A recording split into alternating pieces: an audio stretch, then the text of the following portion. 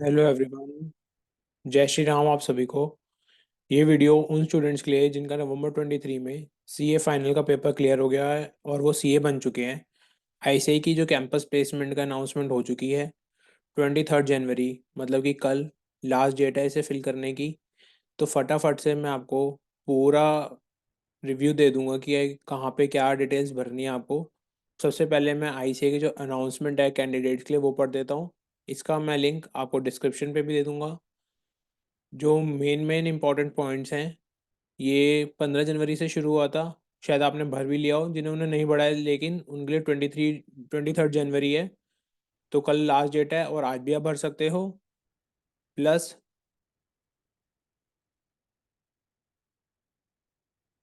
आपको आईसीए का जो मेंबरशिप है उसके लिए अप्लाई कर देना है अपने एसएसपी पोर्टल पे जाके। साथ ही साथ आपको अगर कैंपस प्लेसमेंट में पार्टिसिपेट करना है तो आपको जो फोर्थ नंबर पे पॉइंट दे रखा है फॉर ऑनलाइन रजिस्ट्रेशन, उधर जाना है और पासवर्ड जनरेट कर लेना है। वहाँ पे आपसे एक रोल नंबर पूछा जाएगा, जो आपका भी रोल नंबर था जिससे आप एग्ज़ाम दिए थे अभी नवंबर 23 में, तो वो वाला आपको लॉगिन करना है उसके थ्रू। साथ ही साथ अगर आपकी आर्टिकलशिप 30 अप्रैल 2024 तक उसके बाद कंप्लीट होगी तो इस वाले कैंपस में आप पार्टिसिपेट नहीं कर पाओगे। और अगर आपने सपोज़ कहीं पे आपका सिलेक्शन हो जाता है इंटरव्यू देने के बाद और वहाँ से आप फिर कंसेंट अपनी वापस ले लेते हो उस कंपनी से, तो आपको 5000 रुपीज़ के कमिटमेंट चार्जेस देने पड़ेंगे। सो इस बात का ध्यान रखना। किसी भी कंपनी में इंटरव्यू हो जाए आपका, फिर उसको कौन सी कंपनी आपको सिलेक्ट करनी है उस चीज़ का सबसे पहले ध्यान रखना, फिर आगे प्रोसीड करना।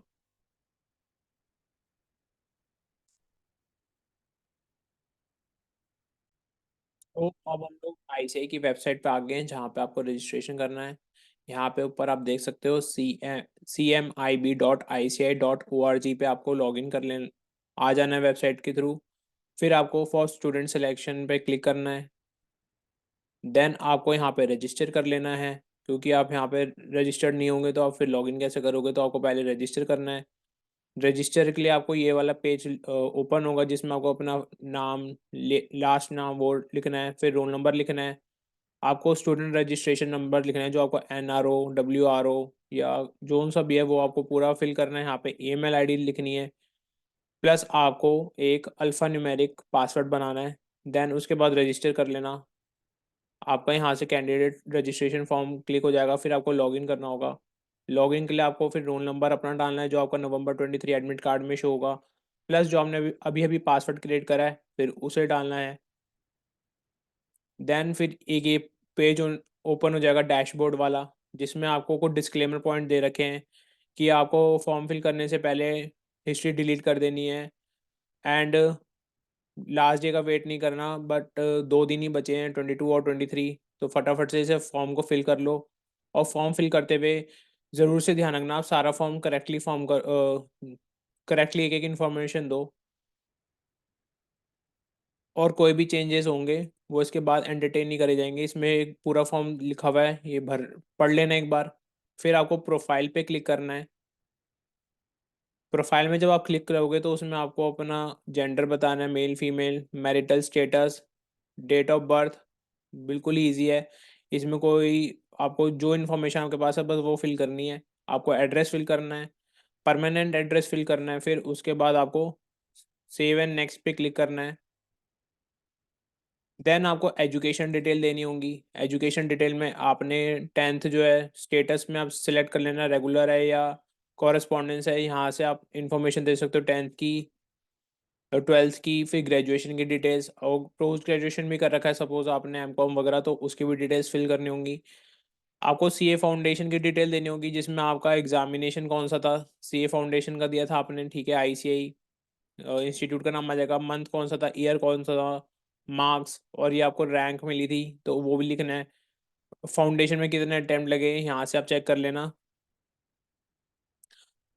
इसको फिर आप जब स्क्रॉल डाउन करोगे एजुकेशन डिटेल्स वाले में, तो यहाँ पे आपको इंटर की डिटेल्स भरनी है और सीए फाइनल की डिटेल्स भरनी है। फिर आपको सेव एंड नेक्स्ट पे क्लिक करना है। देन उसके बाद आपका ट्रेनिंग डिटेल्स आ जाएगा, जिसमें एमसीएस जीएमसीएस आपने अभी कंप्लीट हुआ है कि नहीं हुआ है। अगर आप देखो येस पे क्लिक करोगे तो आपको जीएमसीएस सर्टिफिकेट नंबर देना होगा और डेट ऑफ कंप्लीशन की डेट लिखनी होगी, या आपके जीएमसी सर्टिफिकेट में लिखा होगा डेट ऑफ कंप्लीशन की डेट। मेंबरशिप डिटेल्स के लिए अगर आपने अप्लाई कर दिया तो आपके पास मेंबर एनरोलमेंट नंबर आ गया होगा।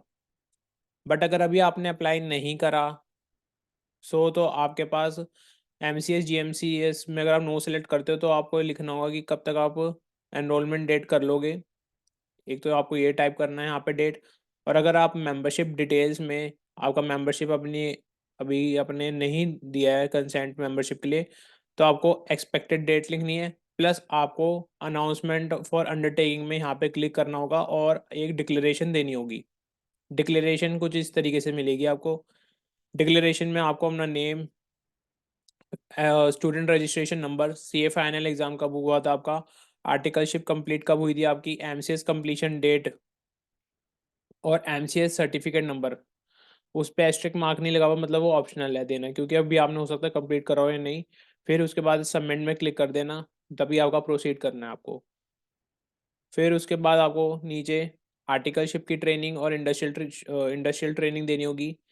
जो ऑर्गेनाइजेशन में आपने लास्ट काम करा उसे सबसे पहले लिखना है यहाँ पे, रिवर्स क्रोनोलॉजिकल ऑर्डर में देना है डिटेल्स।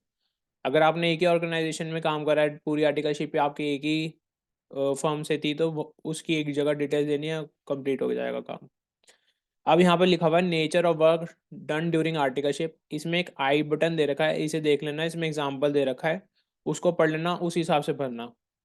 फिर आपने कौन सी कंपनी का ऑडिट करा था, तो यहाँ पे भी एक आई बटन दे रखा है, उसे क्लिक करना, वहाँ पे लिखा हुआ है, पहले आपको कंपनी का नाम लिखना है, ऑब्लिक करके वो कौन सी सर्विस इंडस्ट्री थी उसका नाम लिखना होगा। इसमें कोई बहुत ज़्यादा डिफिकल्ट नहीं है, फटाफट आपको भर लोगे, बहुत ईजी है। सेव एंड नेक्स्ट पे क्लिक करना है फिर आपको। फिर उसके बाद आपको वर्क एक्सपीरियंस डिटेल्स आ जाएंगी। जब आपने सीए बनने के बाद जो आपने वर्क करा है, उसे क्रोनोलॉजिकल रिवर्स क्रोनोलॉजिकल ऑर्डर में लिखना होगा आपको। अगर आपने ऑफ कोर्स ही बात है, अभी शायद हमें वर्क नहीं शुरू करा होगा क्योंकि अभी तो रिजल्ट आया आए हैं, तो आपको नो सेलेक्ट करके कंटिन्यू कर देना है। हॉबीज़ एंड अचीवमेंट्स में आप सभी में यस टिक करना। और अगर आपके पास कोई add add on multiple hobbies है, वहाँ पे आप ऐड कर सकते हो, ये एक थोड़ा गुड इम्पैक्ट करता है आपके प्रोफाइल पर। और फिर उसके बाद आपका जॉब प्रेफरेंसेस आ जाएगा। सो जिसमें मैंने येस टिक कर रखा है उसे सेम एज इट इज़ आप कर देना, तो आपके लिए बहुत ही बढ़िया रहेगा। अब जैसे आप देख सकते हो, पोस्टिंग एनीवेयर इन इंडिया में येस कर देना, अभी के लिए तो येस कर देना, इंटरव्यू कम से कम हो तो जाएगा आपका। बाद में आपकी बाकी मर्जी है, कोई वो कंपनी में जाना है नहीं जाना, लेकिन अभी प्रोफाइल में सब कुछ येस येस कर देना। Posting anywhere in India yes, passport आपका बना हुआ है यस, तो वो अपनी डिटेल्स फिर पासपोर्ट का नंबर मांगेगा वो भर देना। अगर नहीं है तो नो कर देना।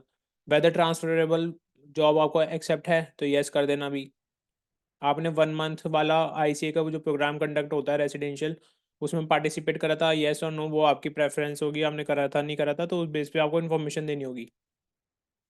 आप आउटसाइड इंडिया प्लेस होना चाहते हो तो अभी येस कर देना। कहाँ पे प्लेस होना होगा सिलेक्टेड कंट्रीज में से, तो उसमें आप इनमें से कोई सी भी कंट्री सेलेक्ट कर सकते हो, कंट्री सेलेक्ट कर सकते हो। फिर उसके बाद एक्सपेक्टेड एनुअल सैलरी आपको मिनिमम कितनी चाहिए वो आप यहाँ पे लिख देना। प्लस ये जो preferred for the kind of industry है, इसमें सब में यस टिक कर देना, बाकी आपकी मर्जी है इसमें करना है नहीं करना, लेकिन जब आपका कंपनीज सिलेक्शन करेंगी तो आपके सब में यस होना चाहिए अभी। उसके बाद इसको स्क्रॉल डाउन करोगे तो प्रेफरेंस एरिया ऑफ वर्क में आप यस कर देना कि फाइनेंशियल मैनेजमेंट अकाउंटिंग सब में आप वर्क करना चाहते हो, इन्वेस्टमेंट मैनेजमेंट, ये जनरल मैनेजमेंट कॉस्टिंग सब में आपको वर्क करना चाहते हो, अभी यस टिक करने देना। बाकी ये कैटेगरी ईडब्ल्यूएस फिजिकल इम्पेयर्ड, ये आपके on the basis of information आपके पास क्या है उसको भर के फिर सेव एंड कंटिन्यू पे क्लिक कर देना। फिर उसके बाद आपसे अवेलेबल वेन्यूज़ में पूछा जाएगा, मॉक सेंटर पूछे जाएंगे। तो I desire to appear in campus interview organise by the institute, कौन से, आप इसको स्क्रॉल बटन पे जैसे ही क्लिक करोगे वहाँ पे लिखा आ जाएगा कि दिल्ली, पुणे, मुंबई, चेन्नई, बहुत सारी स्टेट्स का है, तो जो आपकी प्रेफरेंशियल स्टेट हो उस पर क्लिक कर देना। सेकंड कैंपस इंटरव्यू अगर सेलेक्ट करोगे तो यहाँ से सेलेक्ट कर लेना, लेकिन इसमें एक ऑप्शन ये भी आ रहा है कि आप स्मॉल सेंटर में पार्टिसिपेट नहीं करना चाहते, वो सिलेक्ट बिल्कुल भी मत करना। जो आपके पास स्मॉल सेंटर हो उसे भी सिलेक्ट कर देना। अभी कुछ नहीं पता कि फर्स्ट जो बिग सेंटर वाले में आपका सिलेक्शन होगा कि नहीं होगा, ये तो अभी गारंटी नहीं है ना।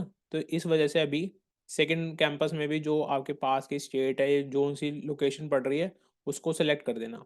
साथ में आपको फ़ोटो अपलोड करनी होगी, सीवी अपलोड करना होगा, तो सीवी आपने बना ही रखा होगा।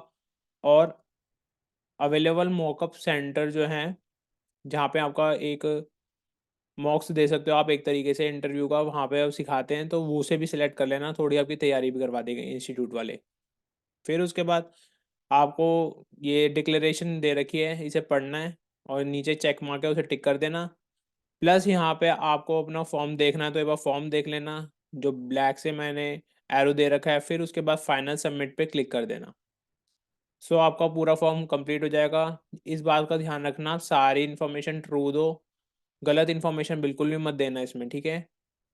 सो ये वीडियो यहाँ पे कंप्लीट होती है, और अगर आपको ऐसी ही इंपॉर्टेंट वीडियो जॉब से रिलेटेड आगे अगर चाहते हो मैं डालता रहूँ, सो मेरे चैनल को लाइक कर दो, सब्सक्राइब कर दो और अपने फ्रेंड्स के साथ भी ज़रूर शेयर कर देना। 23 जनवरी लास्ट डेट है, तो फटाफट से जाकर अभी अगर आपने नहीं भरा है कैंपस प्लेसमेंट फॉर्म, तो फटाफट भर दो। जय श्री राम।